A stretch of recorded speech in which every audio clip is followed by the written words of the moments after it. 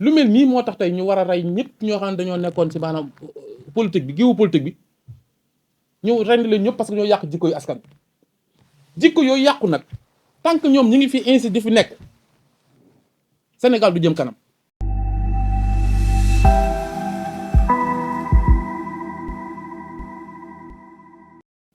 yenn candidat yi nga xam ne dañoo bokkoon benn bokk yaakaar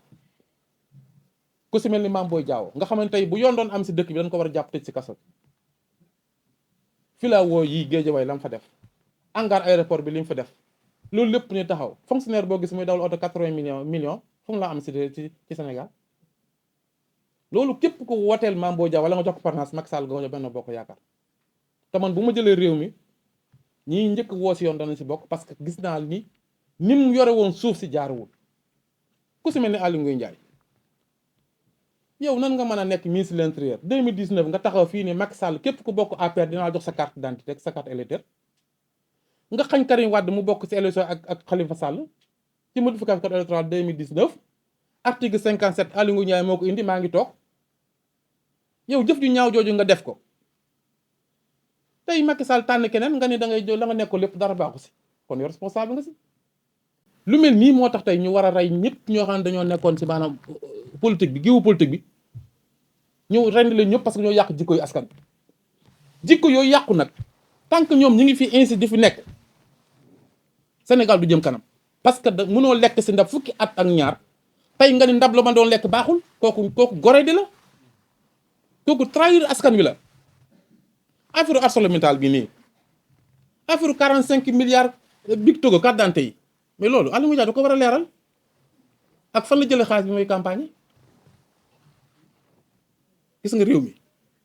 yéen ndaw ñi bu leen kenn nax bu leen kenn divertir candidat bi gën ci candidat yi maa ngi nii mooy Cheikh Abdou Bara Dolly ku ma bëgg ku baax ku bëgg ku baax ku bëgg ku baax ku bëgg ku soqal réew mi ku bëgg doomu daara ku bëgg koo xam ne musul lekk àllu askan wi musul bokk ci nguur maa ngi nii doomu daar laa boo xamante ni askan rek ma ñor bu ma Macky Sall baaree nag en tant que doomu daara dinaa woote waat ñëpp toog may leen Macky Sall moo bëggul doomu daara excédé au pouvoir dinaa seet le meilleur candidat placé ñu ànd ak moom bu ñu tàllee loxo waaye sama première condition mooy Ousmane Sonko génn wala bu ma gañee réew mi ki may àndal mu génn wala man ma génn ko def ko premier ministre loolu laa gëm te loolu laay dox te dinaa ko xeex ndax jàpp naa ni fi réew mi toll waratuñ képp comme ambition rek ñu tëj ci kaso bi Macky Sall tëj gi ma tëj ci kaso bi du ma ko baal mukk ba àddina parce que du ma ko fàtte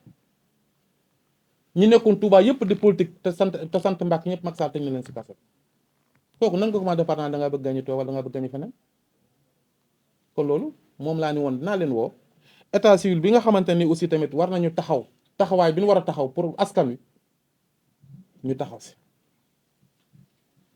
di wax aussi nii état na jël ay responsabilité parce que kat lam waxante woon ak ñi nga xamante ñooy liggéey ci mairie yi nañ ko respecté parce que tey ñëpp ñu ngi geraw xale yi nga xam ne ñu ngi war a jàng amuñu ay extrait de naissance ñi nga xamante dañoo faatu pour ñu am certificat de mariage jafe na te loolu lépp nag état Sénégal mooy responsable parce que ñi nga xam ñooy liggéey ci mairie yi ak conseil département yi dañ leen a war a jox seen gëdd dugal leen ci li nga xam mooy fonctionnement local ba pare yokk seen salaire parce que am na fi xaalis am na ci réew mi mais dafa demee boor